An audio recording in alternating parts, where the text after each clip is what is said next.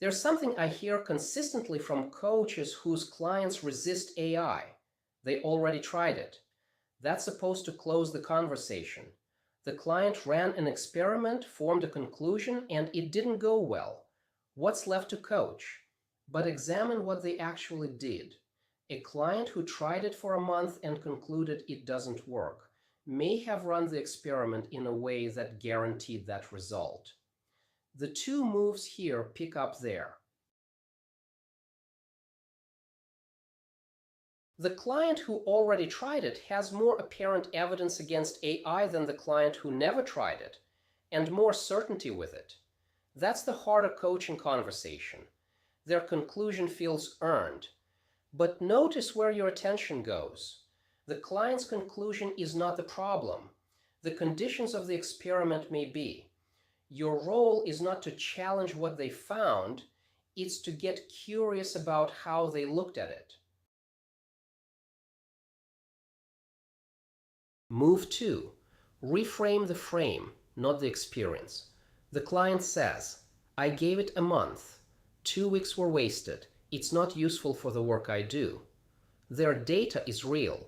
The conclusion may simply come from a frame that was too short, too narrow, or measuring the wrong thing. Not this.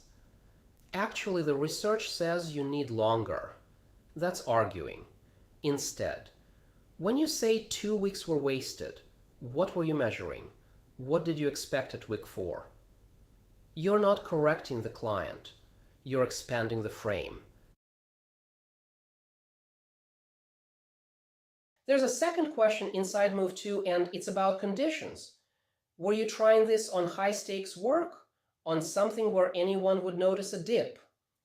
A new practitioner running AI on their most complex, most visible client work under time pressure. That isn't an evaluation of the tool. It's an evaluation of the tool under fire.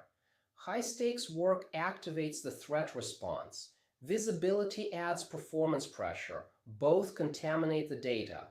The coach's move is to surface the conditions before accepting the conclusion. Not to dismiss it, but to understand where it came from. That brings us to Move 3. And first, why most AI experiments fail before they begin. The natural instinct is to test it where it matters. Real work, real stakes, real stakeholders watching. But then 3 forces run at once. Performance pressure. The client can't afford to look slow in front of colleagues. Threat response, novelty plus stakes, turns evaluation into survival, not curiosity.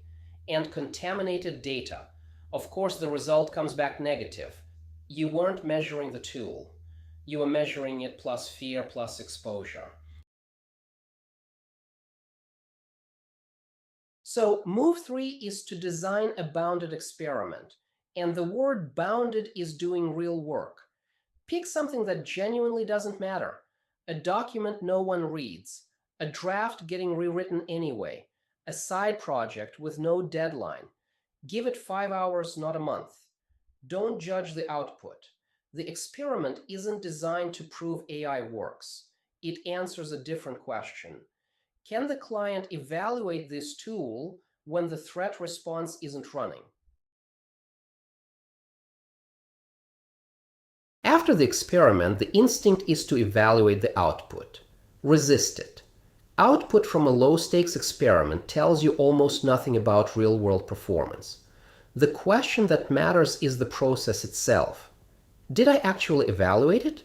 Or did I find the first flaw and stop? If the client says, I tried it on a low-stakes project and still found it frustrating, good. That's real data from a clean experiment. Step back and see all 3 together. Reframe the frame. Ask about the conditions. Design a bounded experiment. These are not a checklist or a sequence. They're tools. The bounded experiment might come 3 sessions after naming the threat.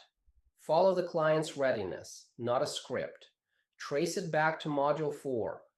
Coaching is the ground for pre-rational resistance because the coach is the only person not selling or mandating AI. That's what these moves are. You're not arguing for AI. You're clearing space between the client and an honest evaluation. Which leads to the conclusion this unit has been building toward. If the client evaluates honestly, clean conditions, a bounded window, genuine curiosity, and says no, that is a coaching success. The goal was never to move them toward AI. It was to move them toward an honest evaluation. What they decide from a real one is theirs.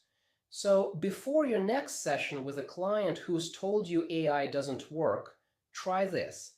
Instead of their objections, explore the conditions their evaluation ran under. Tell me about the experiment. What were the stakes? What were you measuring? 3 moves, none requiring an opinion about whether your client should adopt AI, but holding all 3 without one asks something specific of you. That's the final unit.